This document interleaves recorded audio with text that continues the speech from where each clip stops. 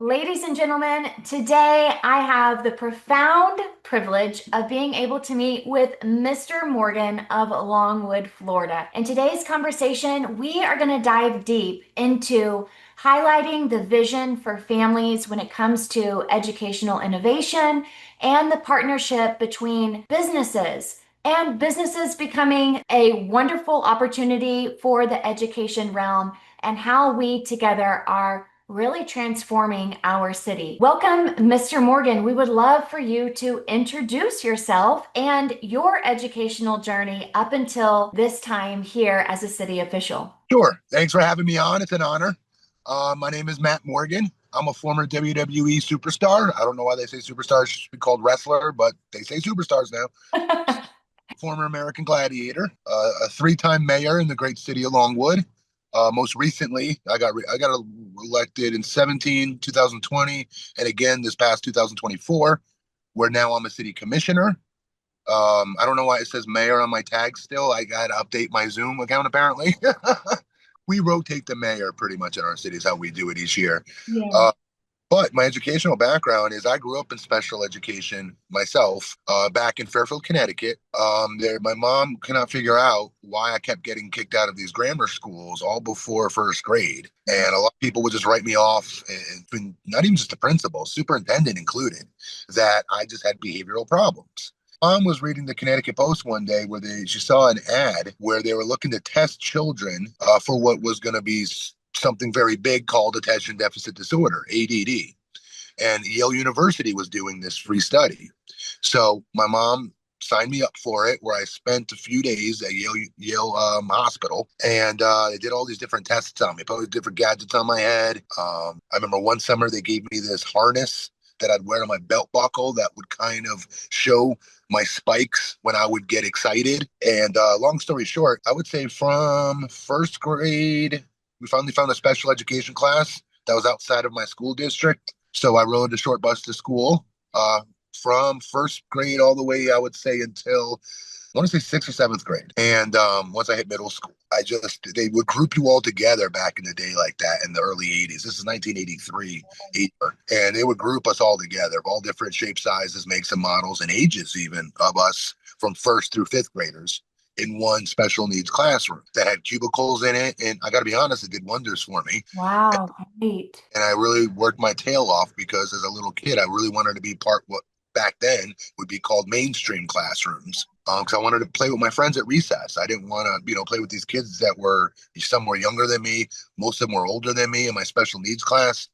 So they would do it on a merit-based system where if I paid attention for X amount of time, I'd earn points where they'd let me go and take part in a mainstream class that day for my same grade level with my friends. And so it really taught me a really strong work ethic. If I work my tail off at something, good things are going to come from it. And I ended up learning how to utilize that same work ethic in the world of sports, where eventually I became the first person from my city of Fairfield, Connecticut, to sign a national letter of intent to play Division I college basketball on full scholarship at a university called Monmouth University in New Jersey. I then transferred out halfway through, I'd say after my sophomore season.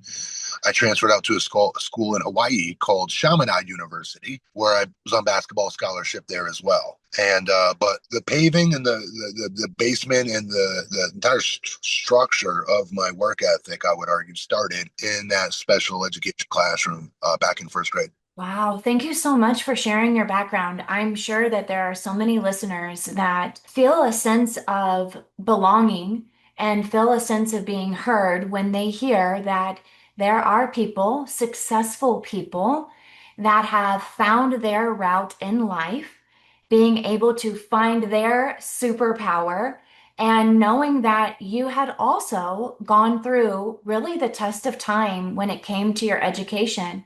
Thankfully, your mother was very proactive in finding an alternative education source for you because what we have found is that there are many students without having been identified, not even just with a behavior such as ADHD, maybe it is a learning disability, but also students who are gifted, students who learn differently. We have found that their confidence begins to decline when they feel as if they're not in an environment that truly helps them to thrive. Yeah. As a parent, what has been your take on education and raising your son from your own experience? Tell us about becoming a parent and the educational route that you have chosen for your son, and really how that's all been shaped by your own experience. Wow, that's a tough one. What I've noticed being a dad, and I became a father in 2014, my beautiful boy Jackson Morgan, who's now 11, and changed my galaxy. I retired from pro wrestling in my prime. I was only like 13 or 14 years into my wrestling career, but in the delivery room when he was born, the switch went off my head. I'm done. I'm not going to anymore. 4 to 5 days of every week, of every month, of every year for 13 years I had been touring while being a pro wrestler. It's time to be a dad. And then 2.5 years later, he gets diagnosed as being nonverbal autistic. And then everything started snowballing in my head of what am I going to do? How am I going to help this boy?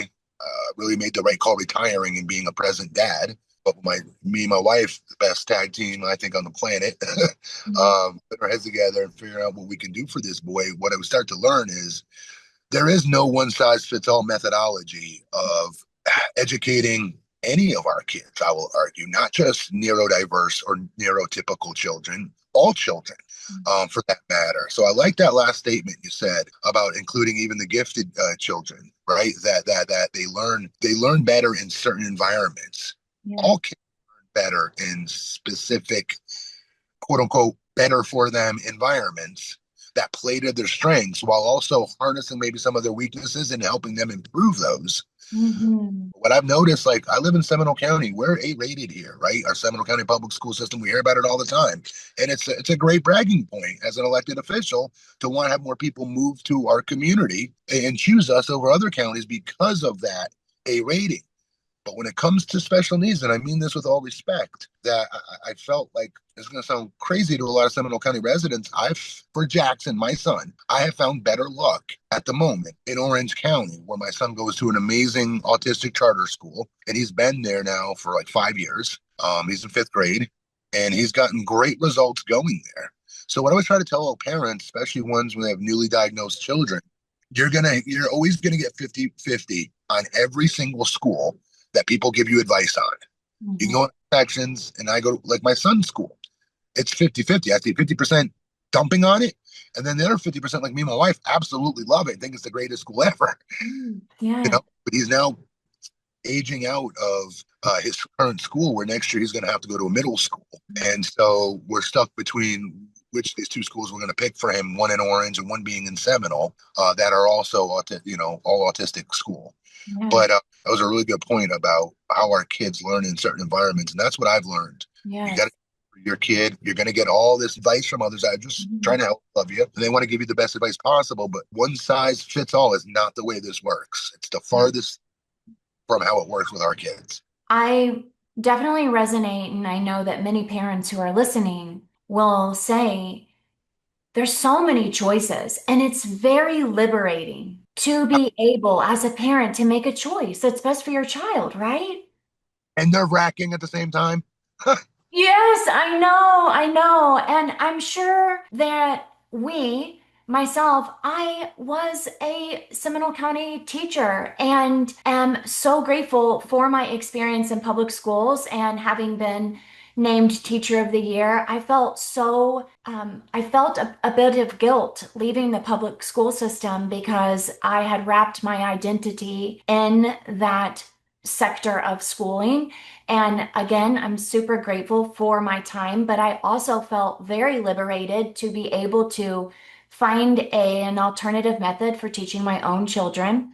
And really being in the public school system and working with teachers, especially through something that we call response to intervention, I would sit across the table with so many teachers who would say, I don't want to wait for this child to fail before I can start responding with intervention before we start moving forward with an IEP or a 504 plan. And that experience I'm so grateful for because it really led me to where we are today and being able to have open honest, candid conversations with families on what they see in their child and what they really want for their child, that we can always, as not only just an educational environment, but also as a business, that we Yeah. can always continue to adapt to what the market is sharing with us on what they want for their children. You are a very strong supporter for businesses along all of Central Florida.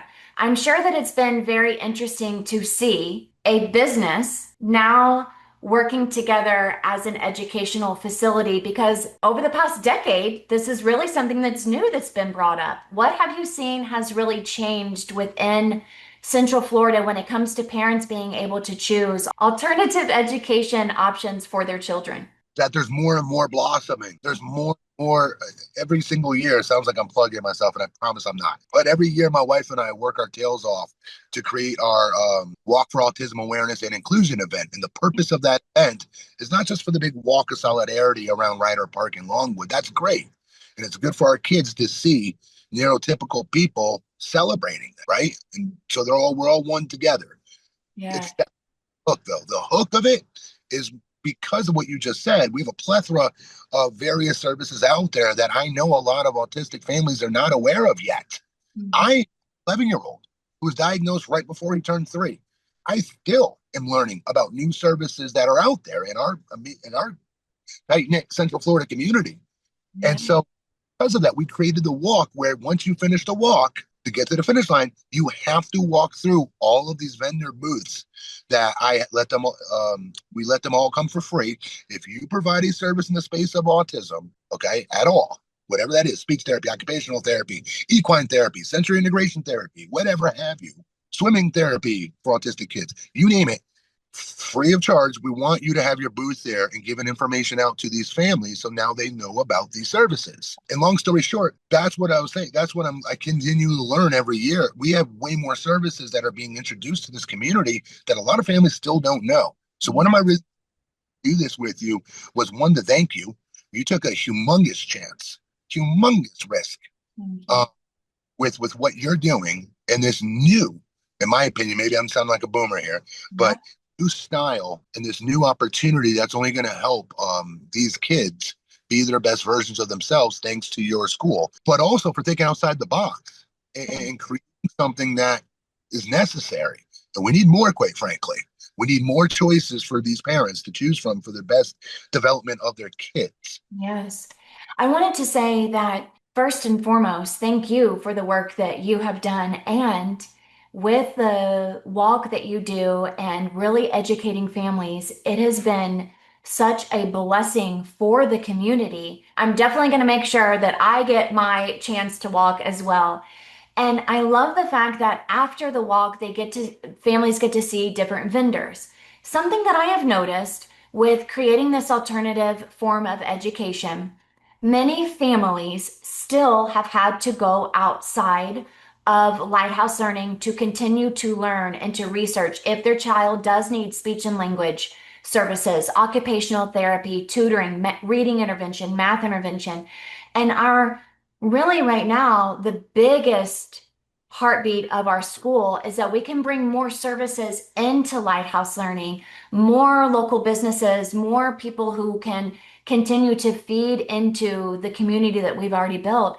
And I'm so grateful for the people that have embraced alternative education, because, Mr. Morgan, I'm sure that you thought when you became a parent, you probably thought of the traditional track Definitely. for Jackson to go.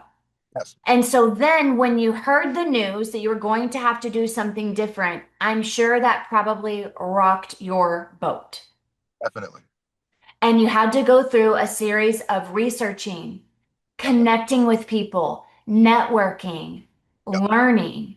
And thank you for doing your part as well. And with your own son's needs, you've been able to create an incredible opportunity for so many families. Thank you for the work that you've done as well. Thank you. Thank you very much. Let me ask you a question. Let me reverse the tables on you. So pretend you're talking to somebody who knows nothing about your awesome program and your awesome school. And the very intelligent move of being able to tag team together. I use that wrestling phrase again here, of business and education. How would you describe your school to parents watching right now? Because I'm going to share this later. Yes, we serve families who have opted into homeschooling, but they feel as if they don't have the tools, the resources, or the community, but they wanted an educational choice for their child because of their unique family needs. Maybe they traveled more. Maybe they wanted to do more faith-based instruction in their home. Maybe they see that their child learns differently. Maybe they like to have a flexible work schedule and they want to do something that is different for their family throughout the week instead of going 8 hours a day to school 5 days a week. They wanted a different option. We also serve families coming straight from public school and traditional school. This was actually the number one type of family that we served from the very beginning. Families who were saying, I'm really looking for a different option, a safer option. I want during the pandemic my child to continue with their education without having the distractions of the pandemic. And we see a massive influx of families coming out of the public school system and through private schools because they are looking for a hybrid approach. Majority of our families do come 5 days a week, and we have families that come 4 days, 3 days, 2 days, 1 day, depending on what is really best for their family. And we give children all of their academic instruction, as well as being able to be exposed to different career pathways, trades programs. We do enrichment opportunities for families, PE, music, art, entrepreneurship. And that really does serve a ton of families that are looking for something that is less traditional because they know that our society is less traditional than ever before. And then, Amen. of course, we are seeing definitely a rise in families whose children have either been diagnosed with ADHD or needing attention to reading intervention or math intervention because the school systems are struggling. There is a tiered method for children having to go through a response to intervention. The great thing about having a micro school or a program like this, and there's others out there, is that we can respond with intervention immediately.